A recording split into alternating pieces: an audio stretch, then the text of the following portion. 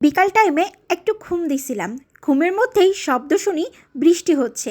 লাফ মেরে উঠে চলে আসলাম বেলকনিতে, কারণ বৃষ্টি হলে বৃষ্টিটা উপভোগ করতে আমার বেশি ভালো লাগে। তারপরে তাড়াতাড়ি করে নাফিসা বুড়িকেও ডাকতে দিলাম, কারণ আমাদের বাসার সবাই আমরা বিকেল টাইমে একটু ঘুম দিই। এইদিকে আবার বাবা একদম ঘুম থেকে উঠে আসরের নামাজ পড়েই সে আমাদের সবার জন্য তরমুজ কাটতেছে। আমি আবার ফ্রিজে রেখে তরমুজ খেতে বেশি পছন্দ করি।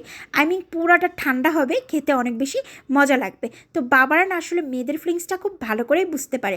ফ্রিজ থেকে তরমুজ বের করে খুব সুন্দর করে পিস পিস করে কেটে দিল আমাদের সবার জন্য। খুব সুন্দর করে বসে তরমুজটা কমপ্লিট করলাম খাওয়া।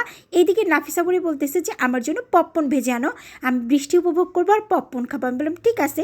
তো নাফিসা বুড়িকে খুব সুন্দর করে পপকর্নটা দিলাম, সে বসে বসে পপকর্ন খাচ্ছে আর বৃষ্টিটা উপভোগ করতেছে। এইদিকে আবার দেখলাম বৃষ্টিটা হুট করে একদম থেমে গেল। আর নাফিসা বুড়িকে বললাম যে বৃষ্টি যেহেতু থেমে গেছে, চলো আমরা ছাদের উপরে যাই। বললো আচ্ছা ঠিক আছে। তো আমিও নাফিসা বুড়ির সাথে বসে বসে একটু পপকর্ন খেয়ে আমরা সবাই মিলে ছাদের উপরে চলে আসলাম। আসার পরপরই এত সুন্দর ভিউ দেখে মনে হচ্ছিল যে সানসেট ভিউটা উপভোগ করতেছি কক্সবাজারে বসে। ঠিক এমনই ফিলিংস লাগতেছিল।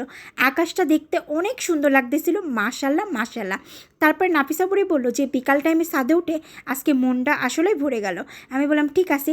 ছাদ থেকে নিচে নামে আসার পরপরই দেখে আম্মু খুব সুন্দর করে আমাদের সবার জন্য চা তৈরি করছে। যদিও আমি চা খাওয়াটা একদমই ছেড়ে দিছি, তারপরে আম্মু যেহেতু কষ্ট করে বানাই নিয়ে আসছে তাই বললাম যে একটু খাবো। তারপরে আমি আর আম্মু চাটা শেয়ার করে শেষ করলাম। এইদিকে নাফিসা বুড়িকে পড়তে বসাই দিলাম। যেহেতু আগামীকাল নাফিসা বুড়ির আবার ক্লাস আছে, তাই বললাম যে তুমি ক্লাসের HW খাতাগুলো খুব সুন্দর করে হাতে লেখাগুলো কমপ্লিট করে ফেললো। বললো আচ্ছা ঠিক আছে। খুব সুন্দর একটা বিকেল উপভোগ করলাম। সবাই ভালো থাকবেন, আল্লাহ হাফেজ।